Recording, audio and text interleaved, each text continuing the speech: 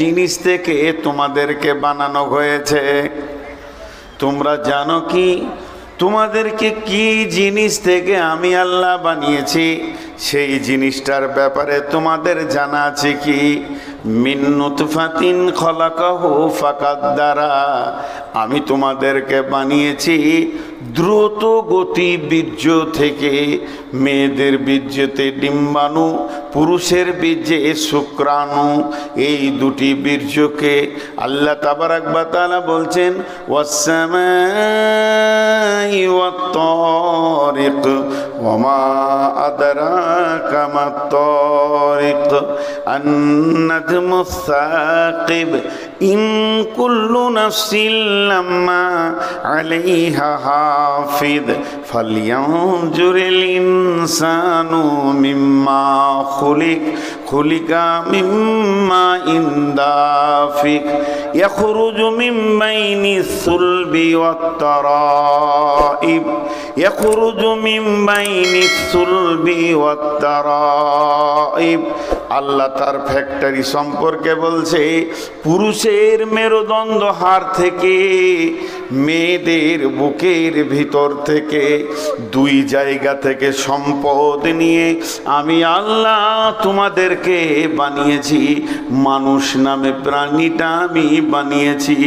একই হাঁড়ির খাবার, একই মাছ, একই মাংস, একই গাছের ফল, একই ফলের ফুল ফল ফ্রুট, নারী নামে মেশিনে যখন ঢুকে যায় তাতেও ব্লাড তৈরি হয়, সেখানেও বীর্য তৈরি হয়, কিন্তু আল্লাহর কারিশমা, সেখান থেকে শুক্রাণু হয় না, ডিম্বাণু হয়।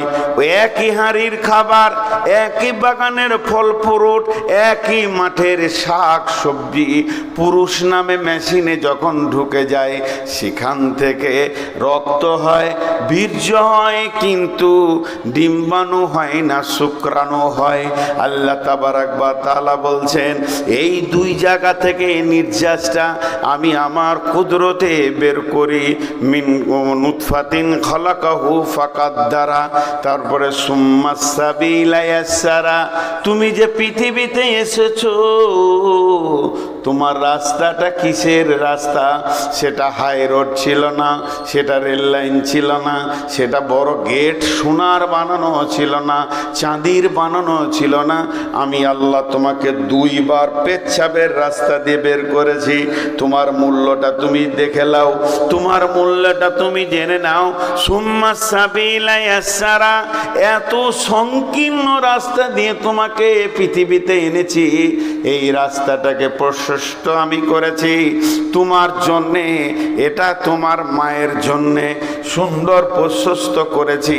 পৃথিবীতে আনলাম, তোমাকে আমি বানালাম, মানুষ বানালাম, সব ভুলে গিয়ে তুমি বেলাইন হয়েছো কি লাইনে আছো আমার জানার দরকার নাই। তবে তোমার শেষ অঙ্কটা শুনে নাও, শেষ অঙ্কটা শুনে নাও। সুম্মা আমাতাহু ফাআকবারা, সুম্মা আমাতাহু ফাআকবারা। একদিন আমি তোমাদেরকে মারব, কবরে শুইয়ে দেব। আমি ছোটখাটো হিরো নই, আমি ছোটখাটো মাস্তান নই। আমি বানাতে পেরেছি, আমি বানিয়েছি, আমি ফ্যাক্টরি বানিয়েছি, আমি তোমাদের বানিয়েছি, কোটি কোটি বানিয়েছি। বানিয়েছি তো বানিয়েছি, আমি মারতেও পারবো। মারার পরে কবরে তোমাকে আমি শায়িত করে দিব। যেদিন কবরে শোয়াবো সেদিন তোমার চোখ খুলবে, আমার নাম আল্লাহ। ওয়াইদাল কুবুর বুসরাত, এমন একটা দিন আসবে কবরে কেউ থাকবে না। কবর থেকে সব উত্থান করা হবে, তুলে দেওয়া হবে। কবরে শুধু জমা করছি মাত্র, এক এক করে জমা করতে করতে কয়েক বিলিয়ন লোক জমা করে ফেলেছি।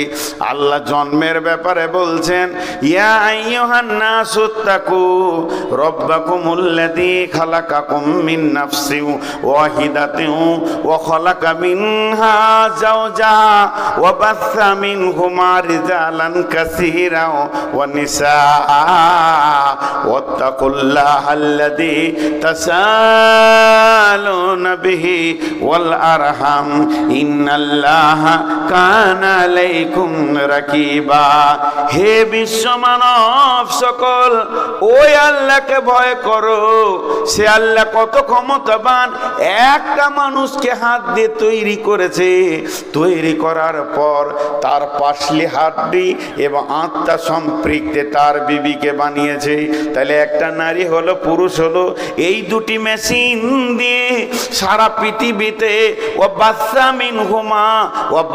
মিন হুমা গোটা বিশ্বটাকে ভরে দিয়েছে মানুষ আর মানুষে অনেক নারী এবং অনেক পুরুষে ভরে গেছে আল্লাহ তাবারাক ওয়া তাআলা বলছেন তুমি ওই আল্লাহকে ভয় করো যে এতগুলো মানুষের পপুলেশন দিয়ে দিয়েছে জানো ককটি কবরে চলে গেল এখন জমা হচ্ছে এখানে হতে হতে হতে হতে হতে হতে জমা যেদিন শেষ হবে শেষ লোকটা যেদিন মারা যাবে সুম্মা নুফিকা অনুফিকা ফিসসুরি ফাসাইকা মান ফিস সামাওয়াতি ওয়াল আরদি একদিন পৃথিবীকে আমি ধ্বংস করে দেব একসাথে সব মরবে এখন এক দুই করে মরছে সব মরে যাবে আর ইল্লা মান শা আল্লাহু সুম্মা নুফিকা ফিহি উখরা এবং দ্বিতীয় সুর যখন ফুঁকব কবর থেকে সবগুলোকে তুলে হাসরের ময়দানে জমা করব কবর একটা জায়গা কতদিন এখানে থাকতে হবে কি হয়েছে এটা অনুরোধ আপনার সময় 12:30 পর্যন্ত তা আপনার অনুরোধ আমি না মানি না কারো অনুরোধ মানব না 8 তারিখে ডেট নিয়েছেন ও কোন স্যার এসেছিল ওটা আমি দেখবো না 8 তারিখে ডেট নিয়েছে না জি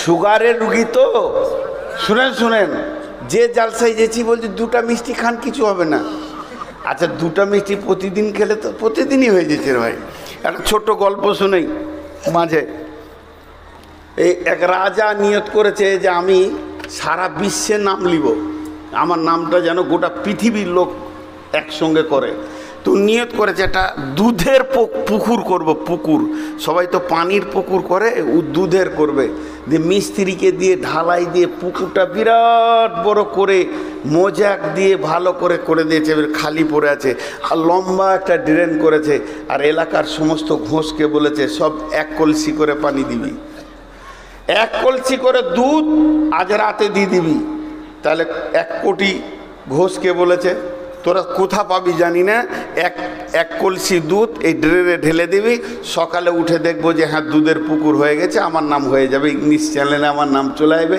মিডিয়া জেনে নেবে এবারে আঁধার রাত রাজা সারা রাত ঘুমাইছে আর আনন্দ করছে সকালে দুধের পুকুর দেখবে সকালবেলায় গিয়ে দেখছে পানির পুকুর দুধ নেই তো বলছে ঘোষটিকে ডাক যে জেলে ভরেছে সবটিকে জেলে ভরে একটা করে বার করছে আর লাঠি করে 2 বাড়ি করে দিয়েছে আর বলছে ঠিক করে বল কী দিয়েছিলি স্যার আমি মনে করছি সবাই পানি দিচ্ছে দুধ দিচ্ছে তা আমি পানি দিই না আমি 1 কলসি পানি দিয়েছি সবাই পানি দিয়েছে দুধ কেউ দেয়নি বুঝতে পারছেন তো তো আজকে একটু চালিয়ে দেন তো এটা তো প্রতিদিনই লোক বলছে আজকে চালিয়ে দেন আর আমি সুগারের রুগী 12টার আগে নামতে চাইছি এটা হবে না কোনো দিন জিদ করে নেমে যাব তাইলে ওরা বুঝবে যে এইটা করে নাহলে প্রতিদিন হচ্ছে যাক অন্যদিকে চলে যাচ্ছে তো আল্লাহ তাবারাক ওয়া তাআলা বলেন এবারে কবরে আদম প্রথম শুয়েছে হাবিল কাবিল তো কখন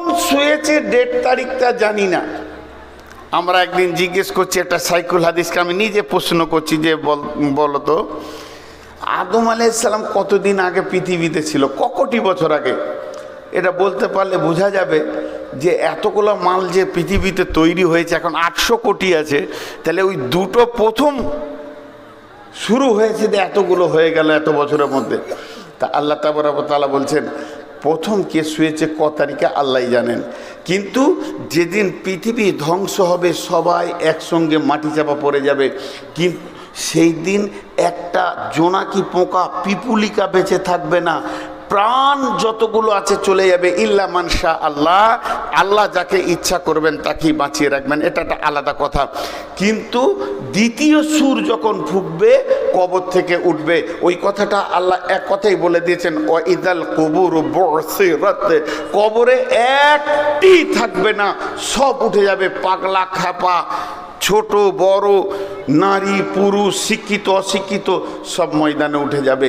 তা প্রথম সব থেকে কবরে কম দিন একটা লোক শুয়ে থাকবে, কদিন? কম, ওর থেকে কম কবরে কেউ শুয়ে থাকেনি। আল্লাহ বলছেন বিসমিল্লাহির রহমানির রহিম, ونفخ في الصور فصعق من في السماوات ومن في الأرض إلا من شاء الله ثم نفخ فيه أخرى فإذا هم قيام ينظرون। ইসরাফিল প্রথম সুর ফুঁকবে, ইসরাফিল দ্বিতীয় সুর ফুঁকবে। প্রথম সুর যখন ফুঁকবে, পৃথিবীটা ধ্বংস হয়ে সমস্ত মানুষ মাটি চাপা পড়ে যাবে, গাছপালা, জমি জায়গা, ঘর বাড়ি, অট্টালিকা, বড় বড় টাওয়ার, ফ্ল্যাট কিছুই থাকবে না। রেল স্টেশন, নদী নালা, খাল বিল একটা রুটির খোলার মতো ময়দান হয়ে যাবে। সমস্ত মানুষ যারা কবরে আছে কবরে থাকবে, আর যারা বেঁচে আছে তারা কবর অটোমেটিক তাদের হয়ে যাবে, মাটি চাপা পড়ে যাবে। তারপরে দ্বিতীয় সুর যখন ইসরাফিল ফুঁকবে, সবাই কবর থেকে উঠবে। তাহলে প্রথম সুর থেকে দ্বিতীয় সুর পর্যন্ত সময় থাকবে 40 বছর। 40 বছর, তার মানে কবরে যে সব থেকে কম সময় ঘুমাবে, আল্লাহ তাকে 40 বছর কবরে রাখবি।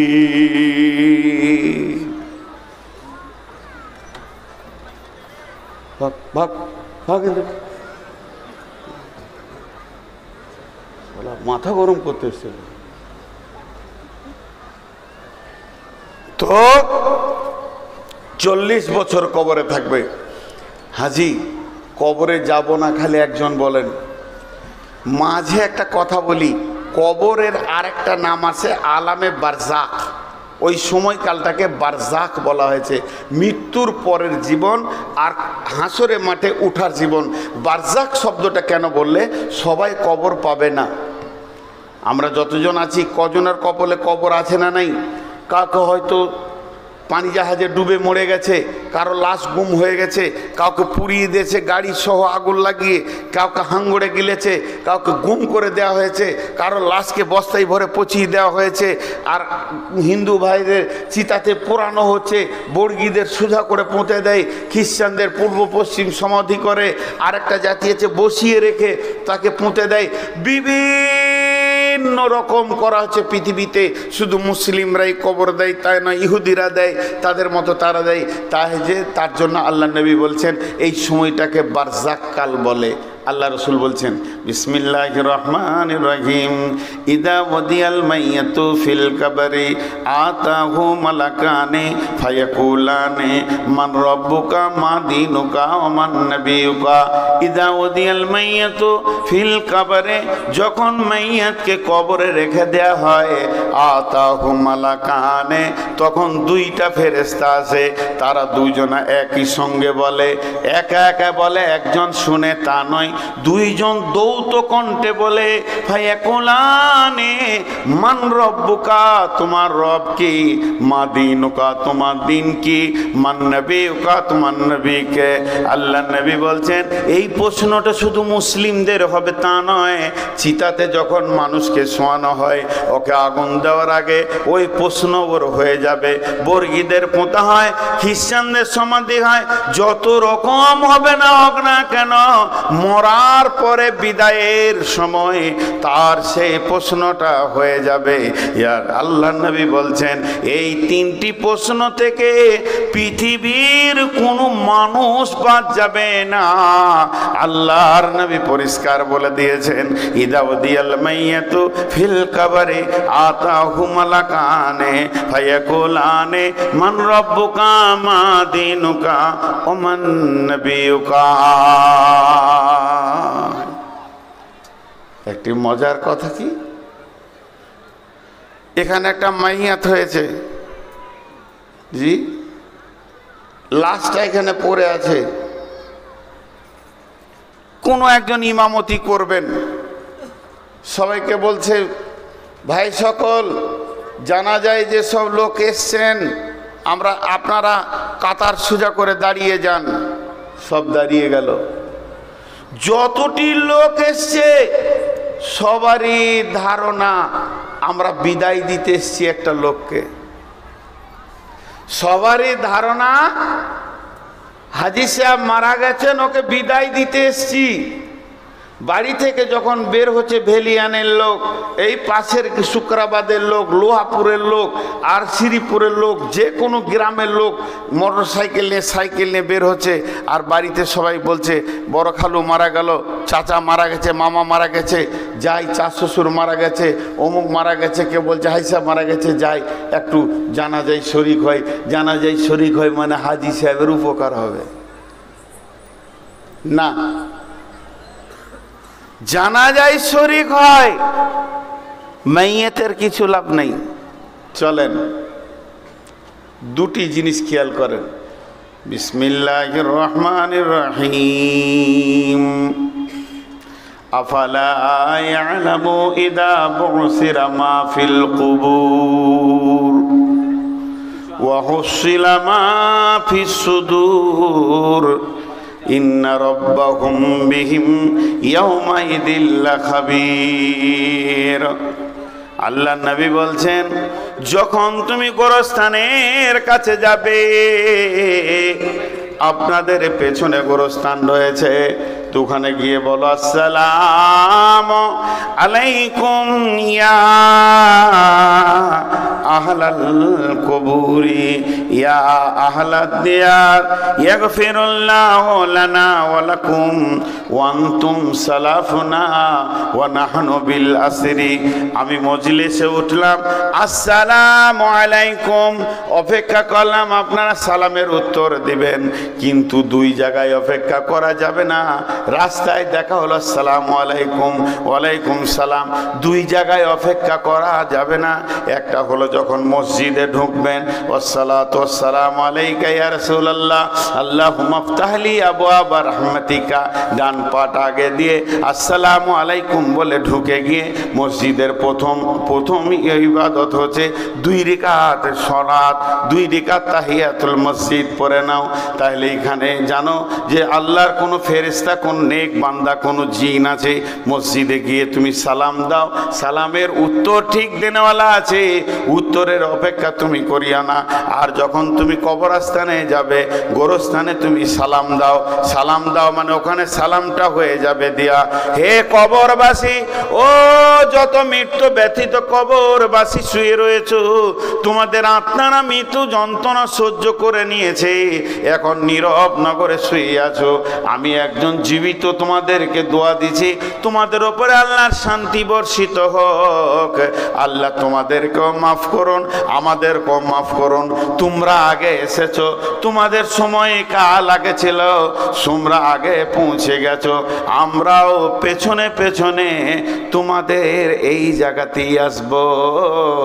একটা আপনাদের বীরভূম জেলাতে একটা গোরস্থানে লেখা আছে, এই রকম মেন রাস্তা, আমি জায়গাটার নাম বলবো না, এই রকম ন্যাশনাল রোডের ধারে বিরাট বড় গোরস্থান, লেখা আছে 3 লাইন কথা।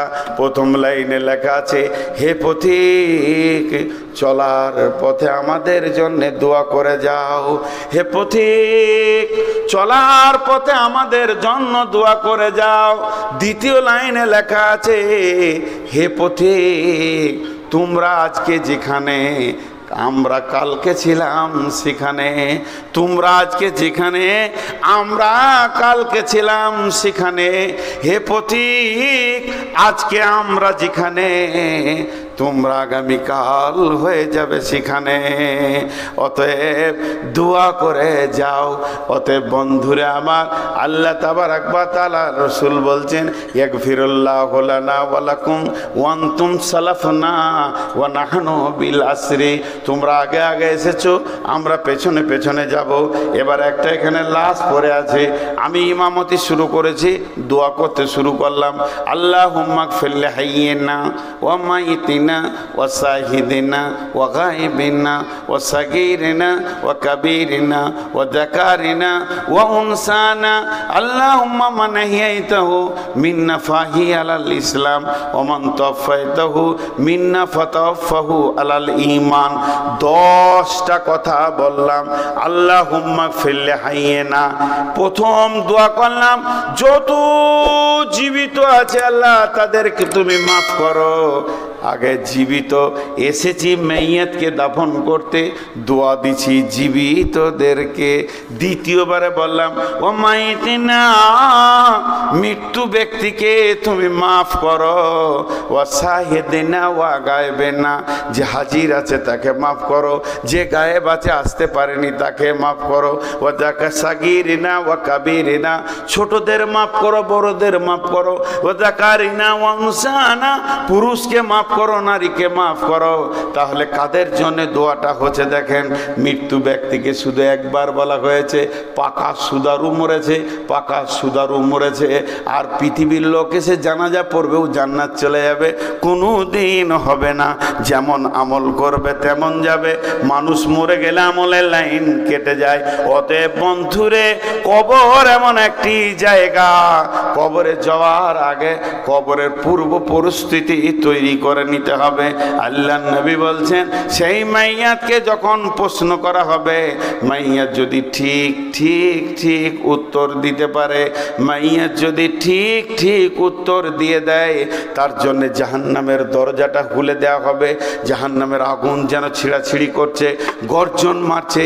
ফেরেশতা বলবে, হে আল্লাহর বান্দা, একবার তুমি জাহান্নামটা দেখে নাও, এই জায়গাটা কত খারাপ। আল্লাহ তোমাকে রহম করেছে, আল্লাহ তোমাকে দয়া করেছে। এই রকম নোংরা জায়গা থেকে আল্লাহ চিরদিনের জন্য তোমাকে বাঁচিয়ে দিয়েছে। যাও, তুমি চিরসুখে থাকবে। আর যদি উত্তর না দিতে পারে, জান্নাতটা এক ঝলক দেখে দিয়ে বলা হয়, হতভাগা বদনসিব রে, এত সুন্দর জায়গা থেকে বঞ্চিত হয়ে গেলি বদ আচরণের কারণে। কবর একটা জায়গা, কবর একটা জগৎ। আমাজান আয়েশা বলছেন, আমি বাড়িতে আছি, একটা ইহুদিদের মেয়ে আসলো আমার কাছে ভিক্ষা চাইতে, ইহুদিদের মেয়ে। তো আমাকে বললো, আম্মাজান আয়েশা, বাড়িতে কিছু আছে, আমাকে দেন। তো আমি গোটা ঘরে দেখলাম কিছু নাই, ইয়া রাসূলুল্লাহ। 2টা খেজুর ছিল, ওর হাতে দিলাম। তো খেজুর 2টা যখন ও হাতে পেল, তো আমাকে দোয়া দিল, আল্লাহ যেন তোমাকে কবরে আযাব থেকে মুক্তি দান করেন, কবরে আযাব থেকে মুক্তি দান করেন। আম্মাজান আয়েশা বলছে, আমি অবাক হয়ে গেলাম, কবরে আযাব হবে নাকি? কবরে আযাব হবে নাকি? এতক্ষণ মধ্যে কিছুক্ষণের পরই রাসূলুল্লাহ সাল্লাল্লাহু আলাইহি ওয়াসাল্লাম বাড়িতে ফিরলেন। আমি এই ঘটনাটা বললাম, ইয়া রাসূলুল্লাহ, একটা ইহুদিদের মেয়ে ছিল, আমি তাকে দান করেছি, খেজুরের দিয়েছি, সে আমাকে দোয়া দিয়েছে, আল্লাহ তোমাকে কবরের আযাব থেকে মুক্তি দান করুন। তাহলে কি কবরে আযাব হবে? আল্লাহ নবী বললেন, আযাবাল কবরি হাক্কুন, আযাবাল কবরি হাক্কুন। কবরের আযাব হচ্ছে সত্য সত্য সত্য সত্য, কবরে আযাব হবেই হবে। এরপরে আম্মাজান আয়েশা বলছেন, আমি ফলো করেছি, তীক্ষ্ণ দৃষ্টিতে শ্রুতিতে আমি শুনেছি, রাসূলুল্লাহ সাল্লাল্লাহু আলাইহি ওয়াসাল্লাম যত নামাজ পড়তেন ঘরে, প্রত্যেকটি নামাজ, নফল হোক, তাহাজ্জুদ হোক, সুন্নত হোক, যত নামাজ বাড়িতে পড়েছেন, প্রত্যেকটি নামাজের শেষে আল্লাহর নবী কবরে আযাব থেকে আল্লাহর কাছে মুক্তি চেয়েছেন। আমি খেয়াল করে দেখেছি। আর ওই দোয়াটা এমন একটি দোয়া আল্লাহর নবী আজও দিয়ে চলে গেছেন আমাদেরকে। আমরা যখন তাশাহুদে বসে থাকি, সালাম ফেরার আগে শেষ তাশাহুদ যেটা, তখন কবরে আযাব থেকে মুক্তি চায়, আল্লাহুম্মা ইন্নী আউযু বিকা মিন আযাবিল কবরি ওয়া আউযু বিকা বিকা মিন ফিতনাতিল মাসিহিদ দাজ্জালি আল্লাহুম্মা ইন্নী আউযু বিকা মিনাল মাহিয়াই ওয়াল মামাতি আল্লাহুম্মা ইন্নী আউযু বিকা মিনাল মাসামি ওয়াল মাগরাম। তো প্রথমেই বলা হয় আল্লাহুম্মা ইন্নী আউযু বিকা মিন আযাবিল কবরি, হে আল্লাহ তুমি আমাদেরকে কবরে আযাব থেকে মুক্তি দাও। একটা প্রশ্ন আমি নিজেই করব, নিজেই উত্তর দিব। আহলে কোরআন বলে একটা গোষ্ঠী বেরিয়েছে, সারা বিশ্বে এরা বিভ্রান্তি সৃষ্টি করেছে। এরা বলছে হিসাব তো হবে কিয়ামতের দিন, তো কবরে আযাব হবে কেন? কি যুক্তি দিয়েছে দেখেন, হিসাব তো হবে কিয়ামতের দিন, তো হিসাবের আগে আযাব হবে কেন? হিসাব হয়ে আমি মুজরিম এটা সাব্যস্ত হবে, প্রমাণ হবে আমি মুজরিম, আমি দোষী, আমি গুনাহগার, তারপরে আযাব চালু হবে আর কবরে আযাব শুরু হবে আর কিয়ামতের দিন হিসাব হবে। এটা কেমন কথা ভাইয়া? কবরের আযাব আযাব, কিয়ামতের আযাব আযাব, বেশ শাক আযাব, আযাব মানি আযাব, আযাবের অবিধানিক অর্থ আযাব, কষ্ট। কিন্তু কবরে আযাব সত্য, তাহলে আগে হবে কেন? একটা উদাহরণ দিব। আমার বাড়ি আপনার ভেলিয়ানে, আমি এখানে থাকি, এটা আমার বাড়ি। আমার বাড়ি থেকে দূরে একটা মুদিখানার দোকান আছে।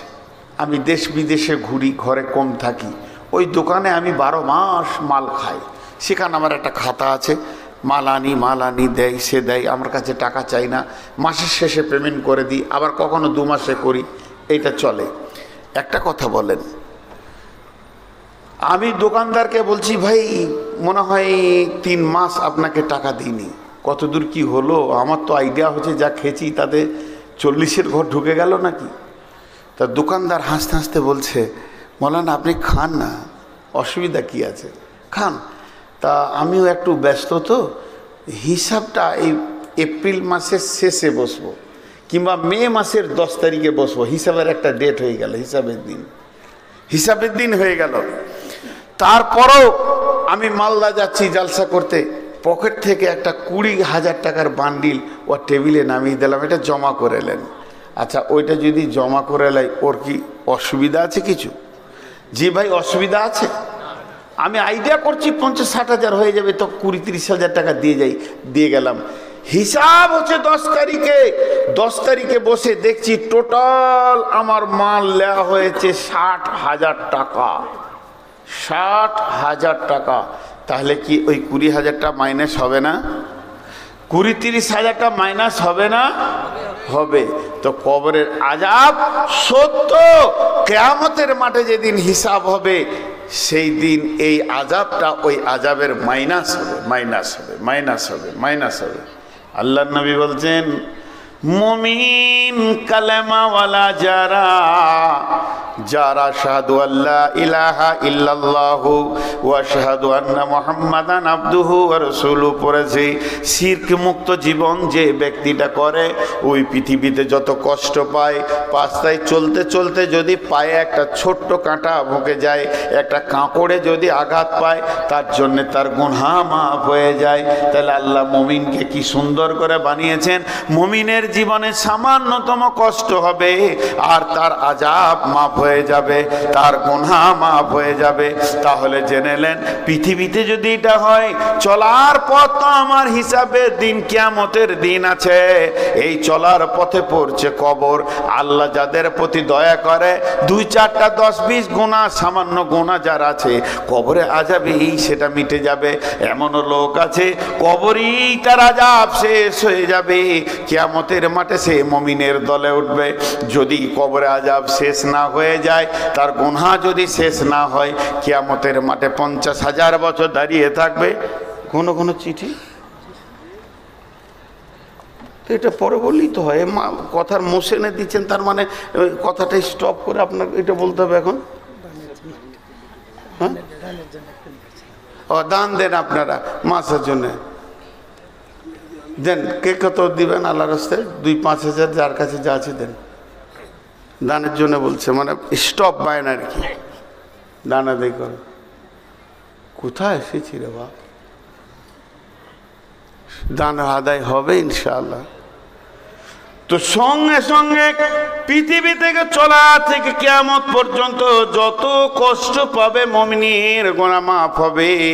এর জন্য কবরে আযাব বড় সত্য, কবরে আযাব বড় সত্য, কবরে আযাব বড় সত্য। মাটির কবর গৃহে শোয়াইয়ে দিলাম যারে, নবী রাসূল সাহাবা ইমাম আল্লাহর ওলি যত আছেন শুইয়া কবর গৃহে, লক্ষ কোটি শত ডাকলেও শত কেউ কখনো আসবে না হায় মাটির বিছানা ছেড়ে, মাটির ওই কবর গৃহে শোয়াইয়ে দিলাম যারে। যতগুলো লোক আছেন আমার কথা বুঝে জবাব দেবেন। যে মাদ্রাসাকে কেন্দ্র করে এই জালসা, সেই মাদ্রাসাকে কিছু দিবেন তো? বলেন ইনশাআল্লাহ। আরে জোরে বলেন ইনশাআল্লাহ। কারণ মাদ্রাসার কমিটি সবসময় ভয় খেয়েছে দিবে কি দিবে না। হ্যাঁ, এটা কথা ঠিক। সারা বছর মাদ্রাসা চলে, এই জালসা কালেকশন ধান ওষুধ দিয়ে আল্লাহ তাবারক ওয়া তাআলা আমাদেরকে চালানো করায়। মুসলমানদের এই অদ্দা আছে বলি চলে। তা অতএব মাদ্রাসাকে দিবেন। আমি 2 মিনিট আর কথা বলে নিই। তাহলে এর নাম হলো কবর। কবর হচ্ছে একটা জান্নাতের টুকরো, কবর হচ্ছে জাহান্নামের সুলঙ্গ। অতএব কবর না দেখে কেউ জান্নাত যেতে পারবে না। এমন সিস্টেমেট আল্লাহ বানিয়ে দিয়েছেন আমাদেরকে, প্রত্যেককেই কবরকে গ্রহণ করতেই হবে, আলামে বারজাক মরতেই হবে, তারপরে জান্নাত জাহান্নাম আছে, মত থেকে কেউ বাদ যাবে না। কিন্তু কবরে প্রশ্ন তো 3টি। হযরত ওসমান গনি কবর দেখলে ঝরঝর করে কাঁদতেন। সাহাবীরা প্রশ্ন করলেন, আমিরুল মুমিনিন খলিফাতুল মুসলিমিন, আপনি জাহান্নামের কথাতে যত না বেশি কাঁদেন, কবরের কথাতে কেন বেশি কাঁদেন? হযরত ওসমান গনি উত্তর দিয়েছিলেন, ভাই সকল শোনো, আল্লাহর নবী বলছেন যে কবরে ধরা পড়ে যাবে সে সব জায়গায় ধরা পড়বে, আর যে কবরে ছাড়া পেয়ে যাবে সব জায়গায় ছাড়া পেয়ে যাবে। কবর এমন একটা চেকের জায়গা, ইমিগ্রেশনের জায়গা, এখানে ধরা পড়তেই হবে। জি, একটা ছেলের মানে ওই কবর একটা জায়গা, এখানে চেক আপ। আগে ভারতের লোক বাংলাদেশ যাবে, বাংলাদেশের লোক ভারত আসবে, ভারতের লোক আর কোনো দেশ যাবে, সেই দেশের লোক ভারত আসবে, মধ্যখানে বর্ডারে এমন চেক আপ হবে, শুল্ক চেক আপ, শুল্ক কাস্টম আছে, শুল্ক সেখানে চেক আপ, সূক্ষ্ম থেকে সূক্ষ্ম চেক আপ হবে, যেই লোকটা 1 নম্বর না 2 নম্বর, স্মাগলার না কালাবাজারি, সব চেক আপ করে পার করা করেই হবে। তা আল্লাহ তাবারক ওয়া তাআলা ওই রকম কবরে ফেরেশতা দিয়ে চেক করে নেবে, 3টে প্রশ্নতে চেক হয়ে যাবে। জি, এখানে পার হওয়া খুব মুশকিল, একটা ছুঁচ নিয়ে পেরিয়ে যাওয়া খুব মুশকিল। একটা ছেলের কম্বল হারিয়ে গেছে, বুঝলেন, কম্বল তো গোরস্থানে বসে আছে, সারাদিন ওই গোরস্থানের পাঁচিরটাতে বসে আছে। তো ওকে একজন সকালে হাট যেছে, নোলহাটিতে দেখছে যে বসে রয়েছে রফিকুল বসে গোরস্থানে, আবার বিকাল আসছে দেখছে হ্যাঁ ওইখানেই বসে আছে। তো ওর সম্পর্কে চাচা হলো, তো বলছে ভাতিজা গোরস্থানে কেন বসে রে বাপ, তোকে সারাদিন দেখছি যে গোরস্থানে বসে আছিস, তোর দাদাকে দাদিকে মনে পড়েছে তার লেগে? বলছে না চাচা, ওই যে চেন্নাই থেকে কম্বলটা এনেছিলাম না, ওইটা চুরি হয়ে গেছে।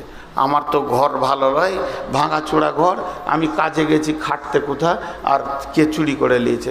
তো তোর কম্বল চুরি করেছে তোর ঘর থেকে চোরে, আর তুই গোরস্থানে এসে বসে আছিস, তা মনে হচ্ছে মরা লোকে চুরি করেছে নাকি?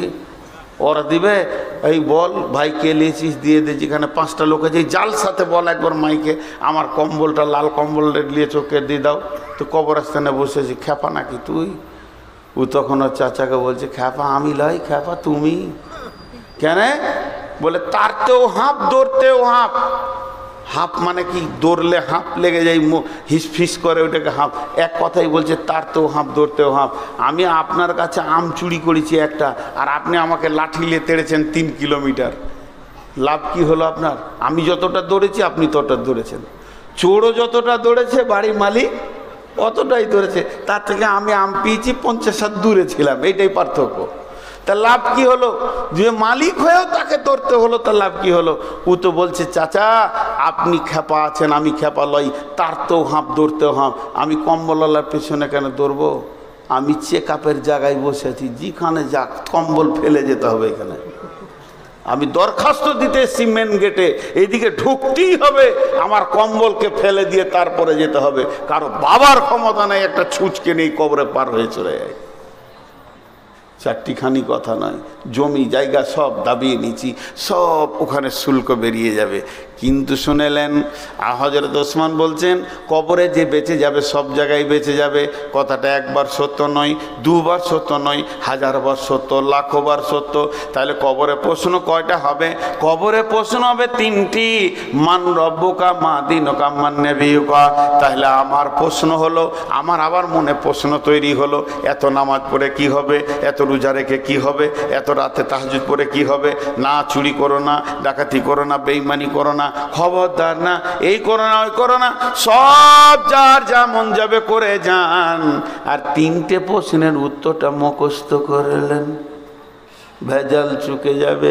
ফেরেশতা বলবে মান রব্বুকা, আমি বললো রব্বি আল্লাহ, মা দীনুকা দীনুল ইসলাম, মান নবিয়ুকা তোমার নবীকে, নবী মুহাম্মদুর রাসূলুল্লাহ সাল্লাল্লাহু আলাইহি সাল্লাম। ফেরেশতা বলবে একে জান্নাতে দিয়ে দাও। উত্তর ঠিক আছে, বুঝলি?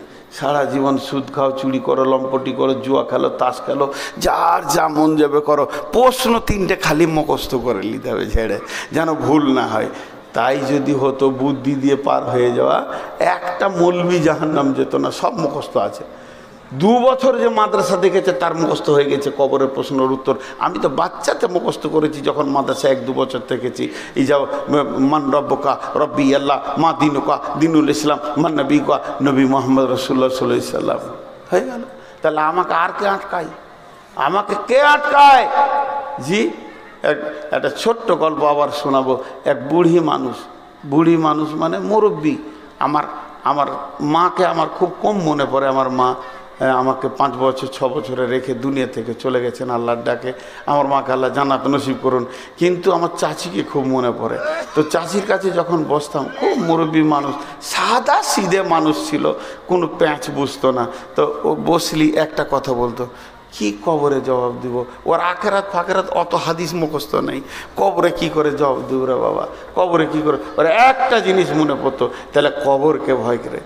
একরকম ওই রকম মুরব্বী মানুষ, বুড়ি মানুষ, ওর বয়স 70 বছর হয়ে গেছে। তো ও খালি কবরকে নিয়ে চিন্তা করে, কবরে কি জবাব দিব, কবর।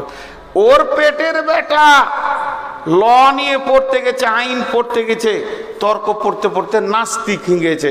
ওর পেটের বেটা বলছে আল্লাহ নাই, আখেরাত নাই, কিয়ামত নাই, কবরে আযাব নাই, যে যা পারবি করে লেগা। মা বড় ইমানদার আর বেটা হলো নাস্তিক।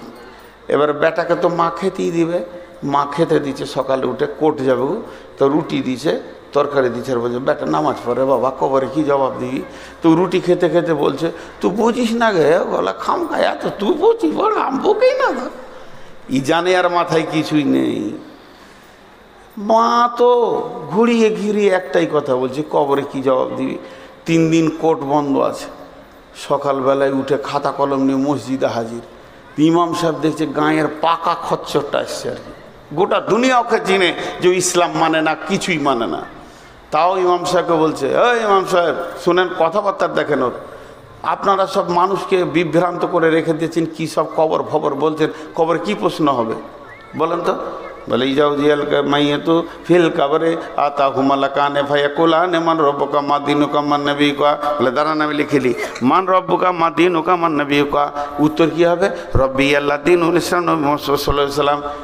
ও আপনার রাতে মুখস্থ করে নিয়েছে, এমন মুখস্থ করেছে বেরেন ভালো শয়তানের। হ্যাঁ, নাস্তিক কেমনি হয়েছে, বুদ্ধি ভালো দিয়ে মুখস্থ করে নিয়েছে। সকালে ঘুম থেকে উঠে বিরাজ করছে। মা জিজ্ঞেস করছে বেটা ফজর পড়লি, কবরে কি জবাব দিই? বলছে শুনেলে, খালি শুনেলে, তোর মুখস্থ আছে কি ঠিক করে বল। মা তো ভেবা খেয়ে যায়, কি বলে কবরে জগৎ তোর হবে মান রব্বুকা রব্বি আল্লাহ মা দীনুকা দীনুল ইসলাম মান নবিয়ুকা নবী মুহাম্মদ রাসূলুল্লাহ সাল্লাল্লাহু আলাইহি সাল্লাম। দেখ আমি মুখস্থ করে নিচ্ছি, তার মানে আমি পেরিয়ে যাবো, আমার পরীক্ষায় পাস। এবার তুই কি করবি দেখ গা, তোর তো মুখস্থ হবে না বুড়ি মাথায়। মা বলছে বেটা রে, তোর পেটে আমি হয়নি, আমার পেটে তুই হয়েছিস। তোর পেটে আমি হয়নি, আমার পেটে তুই হয়েছিস। তাহলে তোকে একটা গল্প শোনায়। 2 বন্ধু ছিল ওই গ্রামে। একটা গ্রামে দুই বন্ধু ছিল। এক বন্ধু একটা ময়না পাখি নিয়েছে, এ বাড়িতে খাঁচাতে রেখে দিয়েছে, আর গোটা গায়ে বলে বেড়াচ্ছে আমার ময়না কথা বলে, আমার ময়না কথা বলে। ওর বন্ধু বলছে তর্ক 1000 টাকা তোকে দিব, তোর ময়না কথা বলে না। বলছে তাহলে চল একটা সাক্ষী নিলে চায়ের দোকানে, চল তোর ময়নাকে দেখতে যাব। সাক্ষীটা যে ময়নার কাছে পৌঁছিয়েছে, তো ময়নাটা বলছে আসসালামু আলাইকুম, কেমন আছেন? সাক্ষীটা বলছে এই তো ঠিকই তো কথা বলছে, 1000 লাগবে। বলে দাঁড়ান না, এবার তুই যা। এবার বাড়ি ময়নার মালিক গেছে, আসসালামু আলাইকুম, কেমন আছেন? তো বেশ কথা বলছে। এই দুজনাকে যখন বলেছে, এবার ওর পালা পড়েছে। ও বাড়িতে গিয়ে একটা বড় হাঁদা বিড়ালকে ধরেছে, ওকে ভালো করে ঘাটটাকে চেপে রাগিয়ে রেখেছে, ব্যাগের ভেতরে নিয়ে গেছে। এবার ময়নাটা কাছে গেছে, ময়না মাথা নামিয়েছে সালাম দিব বলে, আর হাঁদা বিড়ালটাও সামনে তুলে ধরেছে। বিড়ালটা যখন ম্যাও করেছে, তখন পাখিটা ছিটপিট করে খাঁচার ভিতরে চি করে শব্দ উঠেছে। সালাম ভুলে গেছে, কেমন আছেন ভুলে গেছে। একবার তখন বলছে বাবা দেখ তোর ময়না কথা জানে না, বরং বুলি জানে, আর শিখানো বুলি। এই বিড়াল দেখে ভুলে গেছে, শিখানো বুলি মনে থাকবে না। তুই যেটা মুখস্থ করেছিস, আজরাইলকে দেখলে তুই তো দূরের কথা, তোর বাপেরও মনে থাকবে না। যতই মুখস্থ কর, আজরাইলকে একবার দেখবি, মুনকির নাকিরকে যখন দেখবি, তো তো তো তো তো তো তো হা হা লাদেরি ছাড়া কিছুই বলতে পারবি না। কোনো মুখস্থ কাজে লাগবে না, মুখস্থ করে কবরে গিয়ে কাজে লাগবে না। তাহলে কবরে কি করে প্রশ্নের উত্তর দেবেন? এই কথাটা আমি 3 মিনিটের মধ্যে বলবো। 3টে উত্তর কিভাবে দেবেন? আল্লাহ তাবারক ওয়া তাআলা বলছেন আলাস্তু বিরাব্বিকুম, আমি কি তোমাদের প্রভু নয়? আমরা বলেছিলাম কলু বালা। তাইলে পৃথিবীর শুরু লগ্নে আত্মাদেরকে বানানোর পরে বললেন আলাস্তু বিরাব্বিকুম, আমি কি তোমাদের রব নই? আমরা বলেছিলাম কলু বালা। এই পড়াটা পড়িয়েছেন কে? আল্লাহ। সাবজেক্টটা পড়িয়েছেন কে? আল্লাহ। সেই দিন প্রফেসর ছিলেন কে? আল্লাহ। শিক্ষক ছিলেন কে? আল্লাহ। মুদারিস ছিলেন কে? আল্লাহ। এবার সারা জীবনটা আল্লাহর ওপরে ভরসা করে চলতে হবে। ওয়া আলা রাব্বিহিম ইয়াতাওয়াক্কালুন, আল্লাহর ওপরে যে ব্যক্তিটা ভরসা করে দুনিয়া করবে, যার বিশ্বাস আমার আল্লাহ আমাকে খেতে দেয়, আমার আল্লাহ আমাকে রোগ দেয়, আমার আল্লাহ আমাকে সুস্থ করে, আমার আল্লাহ আমাকে সব দিকটা দেখে, সব কিছু আল্লাহর হাতে। এই চিন্তা করতে করতে করতে করতে যে ব্যক্তিটা মরে যাবে, আর কবরে ঢোকার পরে তার প্রশ্ন এসে যাবে মান রব্বুকা, ও তখন বলবে রব্বি আল্লাহ। ওর মনে পড়বে আমার রব আমার আল্লাহ। প্রথম প্রশ্নের উত্তর হয়ে গেল। দ্বিতীয় প্রশ্ন মা দিনুকা, তোমার দিন কি? তুমি কোন দিনের লোক? তোমার দিন কি? তোমার ইজিম কি? তোমার মতবাদ কি? তোমার আদর্শ কি? কে বলবে আমার দিনের নাম ইসলাম? তার মানে হচ্ছে কি, ইসলামকে যে আঁকড়ে ধরেছে সেই বলবে আমার দিন ইসলাম। এই বোতলে কি আছে? আমি পান করব? পান করা যাবে কি যাবে না? সবাই মুখ খুলেন। এই বোতলের পানিটা পান করা যাবে কি না? হ্যাঁ। তা এই বোতলে যে কলের পানি এনেছে, একটা ফার্স্ট ক্লাস বোতল, পানিটা পান করা যাবে? দেখ, এ ভুল বলে দিলেন। ডান হাতে ছিল তখন যাবে, বাঁ হাতে যাবে না। এর নাম হলো ইসলাম। ইসলাম যে আইন বলেছে, ওই আইনকে সারা জীবন যে মেনে চলবে। ইসলাম আমাকে একটা আইন বলে দিয়েছে। যুবক সবাই খেয়াল করি, ইসলামের আইনকে পুঙ্খানুভাবে মানতে হবে। একটা ছোট কথা বলে দিই, একটা ছেলে একটা মেয়ে প্রেম করেছে, ভালোবাসা করেছে, লুকিয়ে গিয়ে বিয়ে করে নিয়েছে। 4 মাস 6 মাস 1 বছর আসেনি, লুকিয়ে থাকলো। 2 ফ্যামিলি মানেনি। 2 ফ্যামিলি বলছে কাটবো, নদীতে ভাসিয়ে দেবো, বেটি লিব না, ছেলে লিব না। ছেলের বাপ বলছে ছেলে আমার দরকার নেই, ওকে কেটে ফেলে দিব। বেটির বাপ বলছে কেটে ফেলে দিব। যতই রাগ করুক, 2 বছর পর দেখবেন বেটি জামাই লে ঘুরছে শ্বশুর। হয় কি হয় না? এটা হয়। তা এবার ওদের যে ইসলামের স্ট্রাকচারে বিয়ে হয়নি, কি করে যে বিয়ে হলো সারা পৃথিবী মানছে না। এবার ওরা যখন বাড়ি এলো 2 বছর পর, মেয়ের বাপ বলছে ফরিদা আমার বেটি, মিজানুর আমার জামাই। মেনে নিয়েছে, মেয়ের মা মেনেছে, মেয়ের বাপ মেনেছে, মেয়ের চাচা মেনেছে, মেয়ের ফুফু মেনেছে, মেয়ের মামা মেনেছে, খালা মেনেছে, ফুল ফ্যামিলি মেনে নিয়েছে, ভাই বোন মেনে নিয়েছে। ঠিক ছেলের বাপ মিজানুর আমার ছেলে, ফরিদা আমার বৌমা, ছেলের বাপ মেনেছে, ছেলের মা মেনেছে, ছেলের মামা মেনেছে, ছেলের মামি মেনেছে, খালা মেনেছে, ছেলের ফুফি মেনেছে, ছেলের চাচা মেনেছে, ভাই বোনরা মেনে নিয়েছে। দুই ফ্যামিলি আনন্দে রয়েছে, আমাদের বেটি জামাই হয়ে গেল, যা ঘটেছিল ঘটেছিল। কিন্তু ইসলামকে জিজ্ঞেস করেন, ইসলাম ফরিদার মিজানুরকে তুমি কি ওদের স্বামী স্ত্রী বলবে? কোরআন বলছে আমি বলবো না, কোনো দিন না। তারা জেনা করছে আর যারও সন্তান তৈরি করছে তাদেরকে আমি মানব না। আমার নিজস্ব একটা আইন আছে, আমার আইনের মতে যদি তারা বিয়ে করে তাহলে আমি মানব।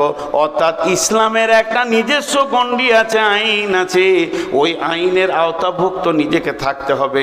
যে ইসলামের আইনের আওতাভুক্ত থাকবে ওই বলবে কবরে আমার দিন ইসলাম।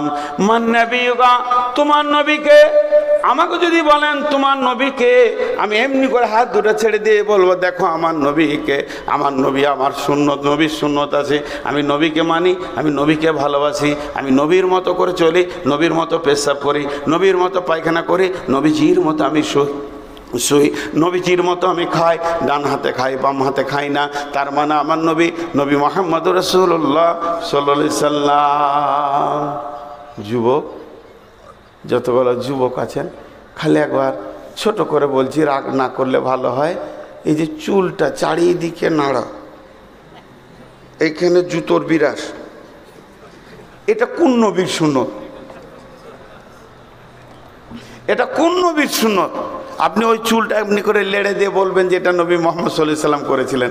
একটা যুবক বলেন, একটা যুবক বলেন, কে বলবে আমার নবী মুহাম্মদ সাল্লাল্লাহু আলাইহি সাল্লাম? কে বলবে যে নবী মুহাম্মদ সাল্লাল্লাহু আলাইহি সাল্লামকে নিজের বডিতে রাখতে পেরেছে? জি, অনেক কথা। খোরাইন বলে একটা ছেলে ছিল, ওর লম্বা চুল ছিল আর পায়ের নিচে, ওর টাকনুর নিচে কাপড় ছিল। আল্লাহ রসুল একদিন গল্প করছেন মসজিদে নববীতে যে মদিনাতে খোরাইন খুব ভালো, কিন্তু আর দুটো কাজ খুব খারাপ। পায়ের টাকনুর নিচে কাপড় থাকে, মাথার পেছন দিকে চুল থাকে। খোরাইন যখন এটা শুনলো, আমার রসুল এই দুটাতে নারাজ হয়েছে, চুলকে চাকু করে কেটে ফেলে দিয়েছিল, পায়ের নিচের কাপড়কে ছেটে ফেলে দিয়েছিল। আমি গোটা পশ্চিমবঙ্গের কথা বলছি না, গোটা বীরভূমের কথা বলছি না, নোলহাটি থানার কথা বলছি না, ভেলিয়ান গোটা গাঁয়ের কথা বলবো না। এইখানে যতগুলো যুবক বসে আছেন, আপনি একবার আপনাকে টেস্ট করেন, আপনি নবীর উম্মত না আপনাকে কোন নবী ওটা দিয়ে গেছে? টাকনুর নিচে আপনার কাপড় কেন আর আপনার মাথার চুল এমন কেন? এই লোক জবাব দিতে পারবে না। কিন্তু যে লোকটা সুন্নত মেনে নিয়েছে, রসুলের খাওয়া উঠা বসা, ও বলবে আমার নবী, নবী মুহাম্মদুর রাসূলুল্লাহ সাল্লাল্লাহু আলাইহি ওয়াসাল্লাম। সকলে জোরে বলেন সাল্লাল্লাহু আলাইহি সাল্লাম। বলেন আমার নবী, নবী মুহাম্মদুর রাসূলুল্লাহ সাল্লাল্লাহু আলাইহি ওয়াসাল্লাম। তাহলে শুনে নেন, মা আল্লাহ তাবারক ওয়া তাআলা কবরে এই তিনটে প্রশ্নের উত্তর ওই দিতে পারবে যে চিরদিন আল্লাহকে উপরে তওয়াক্কুল করে চলবে। দ্বিতীয় উত্তরটা যে দিতে পারবে যে ইসলামের উপরে নিয়ে জীবন কাটাবে আর যে নবী মুহাম্মদ সাল্লাল্লাহু আলাইহি সাল্লামকে আদর্শ মনে করবে, তার উত্তর সে দিতে পারবে। শুধু একটা কথা আপনাদেরকে বলবো, এতগুলি লোক বসে আছেন, আজকের বক্তব্য শেষ অংশটুকু বলবো, কিন্তু তার আগে একটা কথা বলবো, কোনো আল্লাহর গোলাম আছেন আজকে যে আমার বায়ানটা শুনছেন বা আরও আলেম এসেছে কেন? এই মাদ্রাসাটার বদৌলতে। আমি কোনো ভার্সিটিতে পড়ে মৌলানা হয়নি, মাদ্রাসা থেকে হয়েছি। আর এই মাদ্রাসা কালেকশনের জন্য যে আমাকে চিঠি দিয়েছে, এটা কি অন্যায় করেছে নাকি? না, আজ মাদ্রাসা আছে বলি আলেম ওলামা পৃথিবীতে দেখতে পেয়েছেন। আজ মাদ্রাসা আছে বলি এত আলেম ওলামা আছে। আর মাদ্রাসাকে ওরা আগেই ধরেছে কেন? যাতে করে আলেম ওলামা না থাকে। তাই আপনাদের কাছে আমার আবেদন, কোন আল্লাহর গোলাম আছেন? আমি 5-7 মিনিট আছি, আমি ছেড়ে চলে যাব। কোনো আল্লাহর গোলাম আছেন কি 5,000 2,000 দেনেওয়ালা? আচ্ছা, আপনাদের যারা চাদর নিয়েছে একবার ঢুকিয়ে দেন, আমি যতক্ষণ আছি। আমার তরফ থেকে একবার চাদর যাচ্ছে ভাই, হাত দুটো ধরে বলছি, আল্লাহর গোলাম রসুলের উম্মত এই নূর মোহাম্মদ অধমটাকে আপনারা ভালোবাসেন, আমি জানি, অত্র এলাকার লোক ভালোবাসে। যে যা পারবেন আল্লাহর হস্তে চাদরও দেবেন। কিন্তু 2,000 5,000 দেনেওয়ালা কেউ আছেন? আরও দুটো চাদর দাও। এই আরও দুটো চাদর দাও না, ভিতরে দিয়ে দাও চাদর। জি হ্যাঁ, আর ছেলেগুলো দুটা চাদর, তিনটা চাদরে যাও আল্লাহর রাস্তায়। কেউ আছেন আল্লাহর গোলাম রসুলের, সবাই টাকা রেডি করেলেন পকেট থেকে বের করে। আপনারা এই বাবু এইদিকে চলে এসো, ক্যামেরার এইদিকে, ওইদিকে একটা চাদর যাক। যাক, যার কাছে যা আছে দেন, আল্লাহর রাস্তায় দেন। মাদ্রাসাতে আছে বলি আজকে কোরআনের তালিম আছে, আলেম ওলামার চেহারা দেখতে পেয়েছেন। আজকে যে দুটি কথা বললাম, এই দেখেন, অত বিয়েই হয়নি তো শাশুড়ির নামে কে দিলে? তোমার তাই ভালো, শাশুড়ির নামে আর দাদা নেই। কত? 2000 টাকা। আর তোমার কার নামে? শাশুড়ি হবে ওর নামে? শালা বিটি দেওয়ার লেগে তো মরবে, ছটফট করবে তাইলে। যাক, 2000 টাকা দিয়েছে, তাহলে 1000 টাকা দিয়েছে, 3000 হলো। আর কেউ আছেন আল্লাহর গোলাম? আর কেউ আছেন আল্লাহর গোলাম? কেউ আছেন? চটচট করে দেন। মাশাআল্লাহ, জাযাকাল্লাহ। দেন, চট করে দেন চাদর নিয়ে। যারা বাবা এইদিকে একটা চাদর যাও। মাশাআল্লাহ। আরে মাদ্রাসা আছে বলি আজকে আমাদের দিন ঠিক আছে, ইসলাম ঠিক আছে। মাদ্রাসা না থাকলে কি দিয়ে টাকাবেন? আর টাকা দিবেন তো মাদ্রাসাতে দেন। আজও মুসলিমরা বিশ্বকে দেখিয়ে দিয়েছে পশ্চিমবঙ্গে এতগুলো মাদ্রাসা এই টুকরো টুকরো চাঁদাতেই চলছে, কোনো সরকারি সাহায্য নেই। অতএব আল্লাহ আমাদেরকে এই উদার দিলটা রেখে দিয়েছে। আল্লাহর রাস্তায় তিনজন তিন দিকে হয়ে যাওয়া, একসঙ্গে গোল হয়ে গেলে হবে না। আর